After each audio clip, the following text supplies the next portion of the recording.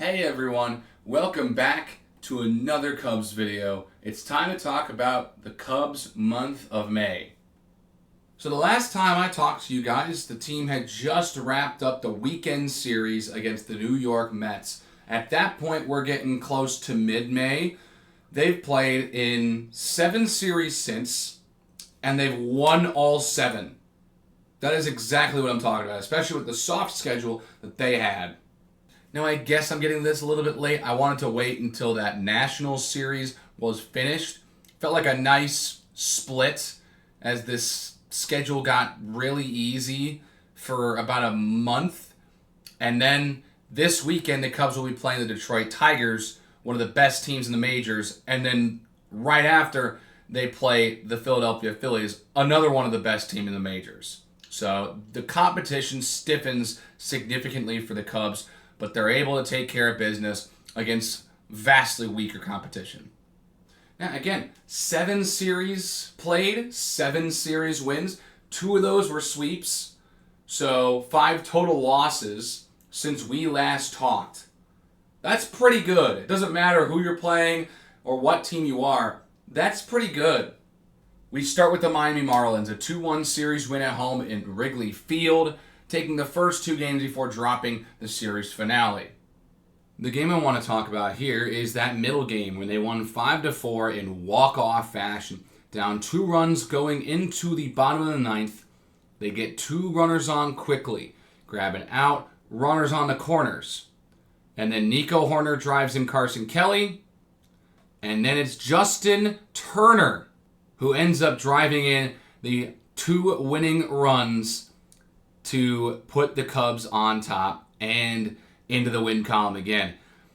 That's a guy who really hasn't had too much action, but I bet is probably a good piece for this team to have if things get a little dicey with health. Justin Turner, I think he's on the backside of his career now at this point, but that's fine. The guy can still go up in some crunch time scenarios and get a hit when you need it. So he comes through there and gets the Cubs a walk-off win. That one probably felt nice, especially with it being against a weaker team. That probably doesn't happen against a team of higher caliber. And this is what I'm talking about. I was hoping that if the team started to struggle even just a little bit to the point where they're down 2 runs in the bottom of the 9th, or they're in some tight games but they're on the losing end of them, that they can still get a chance despite that because of the weaker competition to still pick up some wins and look better than you'd think they would, right? Basically, they're going to still find a way to win ball games despite maybe not playing all the way up to potential because the competition they're playing is not as good. Cubs would win the series after dropping the series finale 3-1. But next would be the Chicago White Sox in the newly dubbed Rivalry Week, where every team in Major League Baseball plays a rival of theirs for a weekend. Now you can have some arguments about who's playing who and whether or not those games are rivalries. I think that they prioritized a couple, like Mets-Yankees. Cubs-White Sox is one they probably prioritized. Guardians-Reds. Dodgers-Angels. Some of those interleague matchups. And it was super cool to see all these different rivalries go at the same time. I know that not every single weekend series and rivalry weekend was what most people would consider a rivalry. Like, we're not looking at Detroit and Toronto as like, man, what a great rivalry for this rivalry weekend. But it seems like we already have all these other rivalries that we really wanted for this weekend. These are 2 teams that are left. They're pretty close in proximity. They have some sort of history in other sports. Maybe it works. It's probably the best that we got. That's probably the mentality right there, right? Like the Mets aren't going to play the Phillies or the Braves because they're playing the Yankees already. And just like the White Sox won't play the Tigers because they already play the Cubs. So I think that if they add some more interdivisional things like Yankees, Red Sox, or Cubs, Cardinals, then maybe we see some more desirable matchups overall throughout the weekend. But I still thought it was super cool to see all of these series that have a lot of weight and a lot of hatred in them played in the same weekend. And so that brings us to the Crosstown Classic. The Cubs get to host it for 3 games. They're not playing just 4 this year. They're going to be playing 6. The Sox will get their chance to host 3 games against the Cubs. That's going to come in July. The Cubs get their chance to host the Sox right in rivalry weekend. And they sweep them out of Wrigley Field. They dominate in the first 2 games. They win by 10 runs on Friday, 13-3. They win 7-3 in the next game, and then find a way to win 6-2 on Sunday. A day that they have really struggled on this year. Up to this point in the season, this was just the second time the Cubs had won on a Sunday. They won 6-2. The only other time they'd won on a Sunday was all the way back in mid-April, where they beat the Dodgers on Sunday Night Baseball 4-2. Pete Crow Armstrong was awesome in that game. And he was in this game on Sunday, too. This is the game I want to focus on because this game was close in the 6th. I was actually watching this one. I hate to break it to you. I don't watch absolutely every single game. Don't have the time for that. Not many people really have the time for that unless they make a conscious effort to watch every night, which some people do. And more power to you. That's I'm not going to complain. That's a fun way to spend a night, right? Tie game, bottom of the 6th, closest these 2 teams have played all weekend. And Pete Crow Armstrong's at the plate with Vidal Brujan at second base. He hits what's a normal single for almost everybody else in the league into right field. But no, he's Pete Crow Armstrong. He stretches it into a double somehow, is called safe, and Vidal Brujan gets the sign to go home. He does go home. It looks like the tag is in time, but he's called safe. The White Sox would challenge. Everyone gets to look at it for a minute or 2. And what a slide from Brujan. The Cubs have struggled to find a third baseman this season. They tried Gage Workman.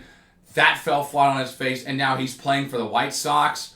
Vidal Brujan and Matt Shaw have basically been this rotation now, and I think that that's going to be just fine for what they have this season.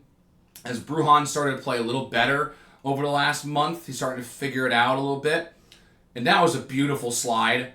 And that was kind of the moment where I'm like, all right, maybe they got a guy that can start at third base.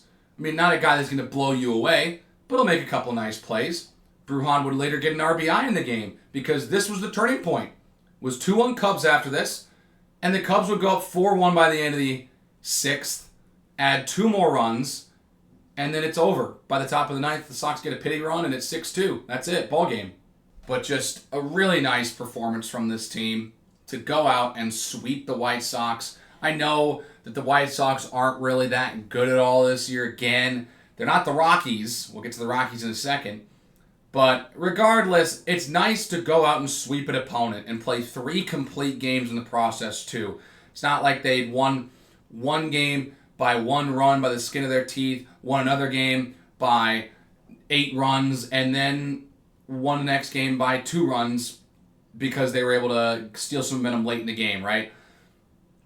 They were consistently beating the White Sox pretty badly throughout this series. The only time that it was kind of close was that Sunday game until Pete Crow Armstrong broke the tie.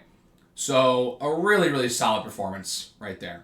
And right after that, they go down south to Miami after the Marlins come play at Wrigley Field.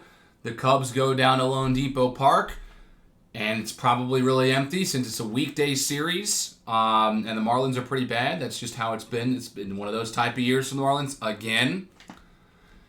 And they get walked off on Monday, 8-7. They were up 7-6 going to the bottom of the 9th. They blow that game. That sucks. But they respond the next day and win 14-1. That's the type of response you want to see out of a team. If they get walked off or they lose a game to a bad team, to go back out and just absolutely murder them. I mean, 14-1. And that's not the biggest margin of victory the Cubs have this season.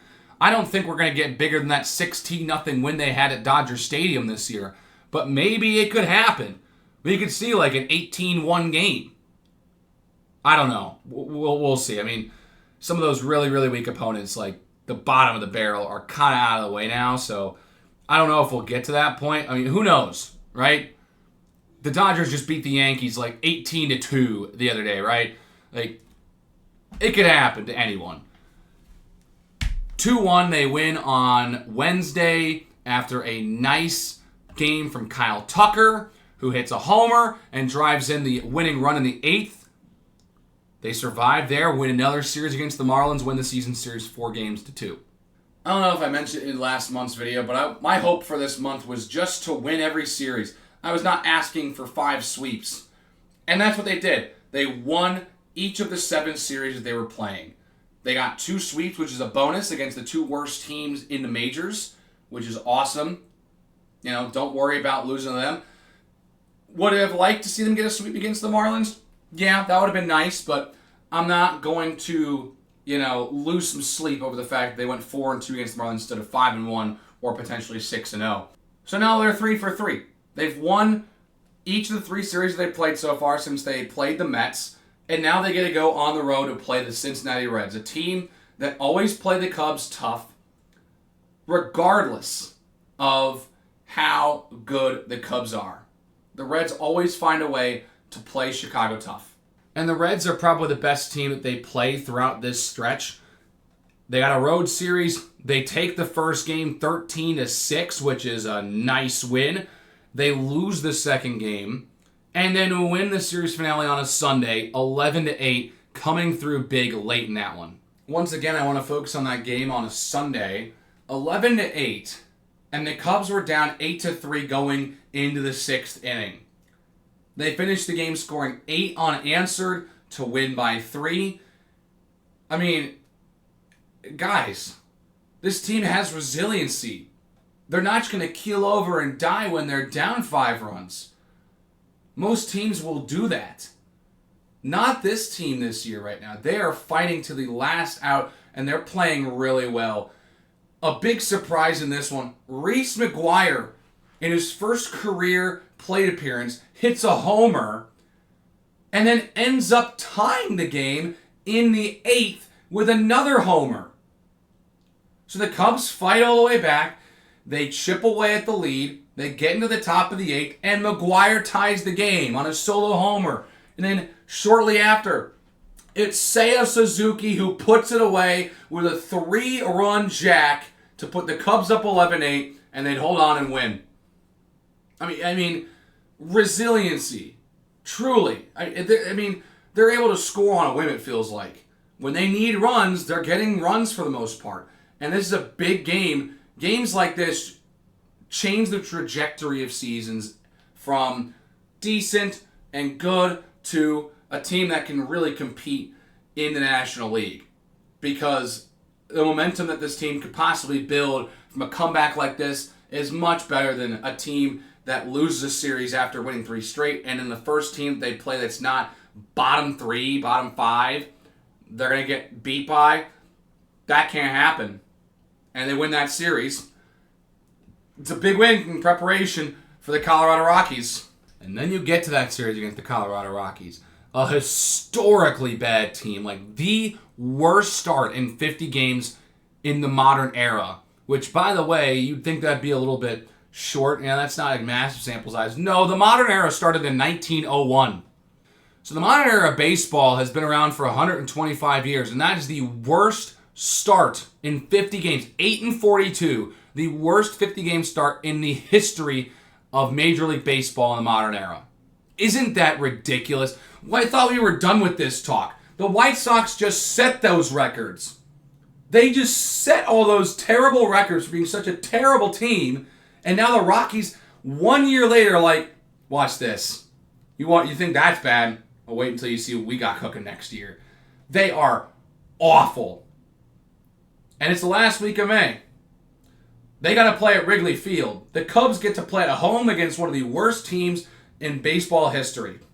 You gotta sweep them. And that's what they do, though it didn't come as easily as you'd expect. And look, you have to understand this. A win is a win. Winning 2-1 and winning 19-5 is means the exact same thing. It's worth the exact same. Just one win in the win column. Doesn't matter how you get them, just matters that you keep stacking up wins. Though winning by 4 combined runs in a sweep of the Rockies doesn't necessarily inspire confidence. With how well they played against the White Sox, this series had me really nervous a couple of times. Again, who would have guessed this would be the only series in this stretch that would include an extra innings game? Not me. That second game on Tuesday, holy cow. Talk about a nail biter. Mainly because you don't want to be embarrassed as a team that lost to the Rockies. With how bad of a start they had that season. Oh my gosh, they were coming into that game with only 9 wins on the year. The Cubs won in extra innings, but not before they go to extras tied 2-2, and in the 11th, the Rockies score a run. And that's where you're just like, oh my gosh. It's 3-2, we're in the 11th, we're about to lose, aren't we? But no. That's when you got to remember, this team has Pete Crow Armstrong ghost running at second. Say what you want about the ghost runner. Say what you want. With Pete Crow Armstrong at second, all you need is 1 hit in the outfield, and the game's tied.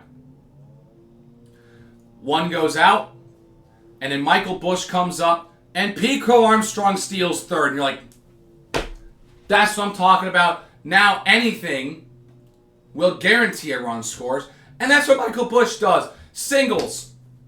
And the Cubs tie the game.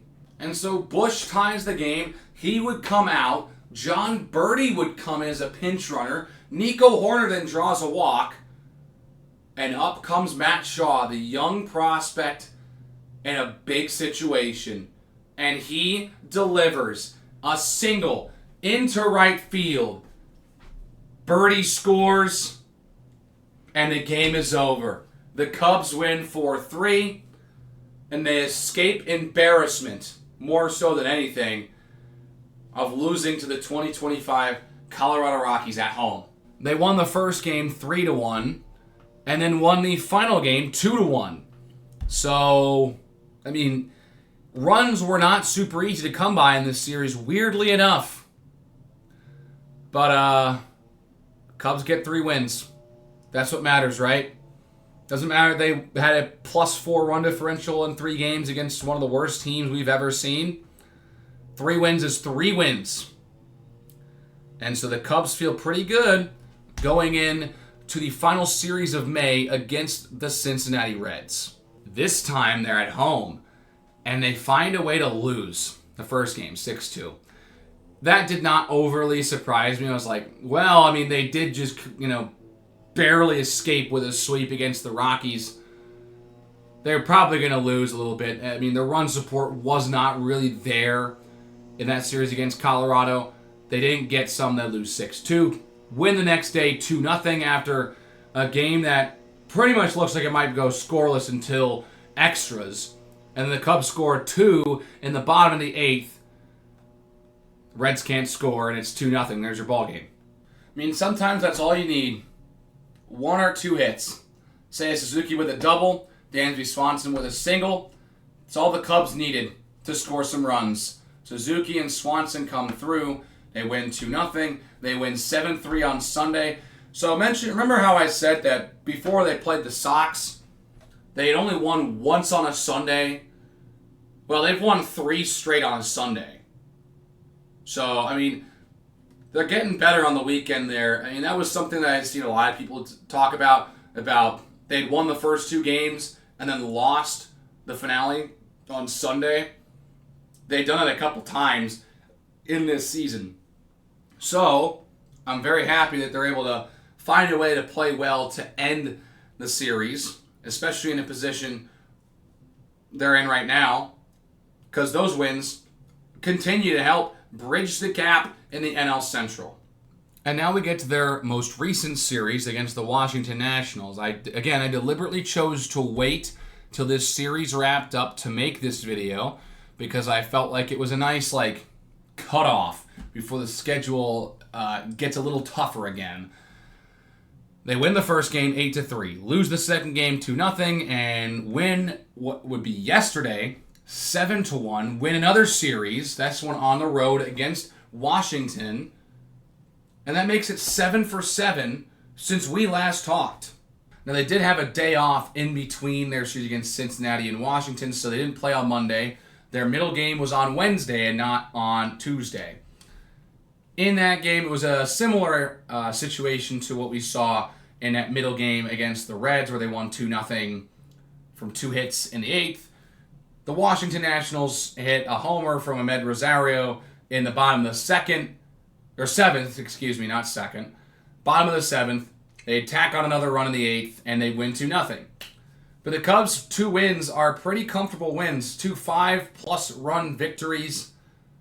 I like to say they can find a way to score a lot of runs, but there will be some other times where we kind of see run support not be the greatest.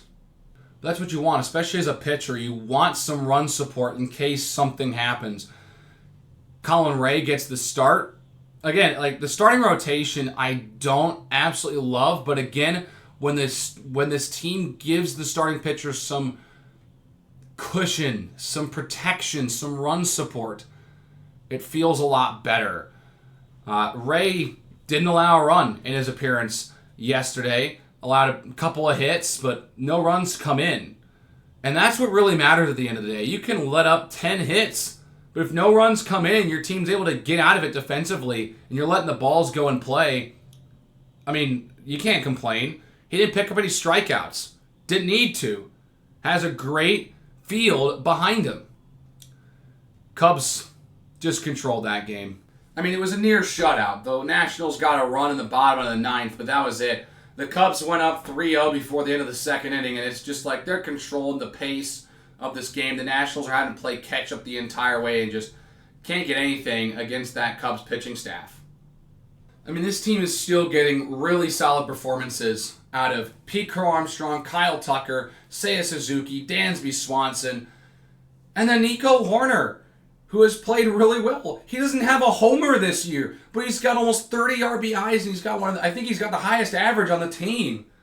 He's batting just like sub 300. He is still playing really well despite no long balls this year. He doesn't need to. Pico Armstrong has like 16. Seiya Suzuki and Kyle Tucker both have more than 10. I mean, like, the guys are playing really well at the plate. There's a lot of guys on this team that can really have some power behind their hits. So the fact that Nico Hoerner does not have a homer yet, you're going to see how I switch that, it's okay because he's delivering in other ways.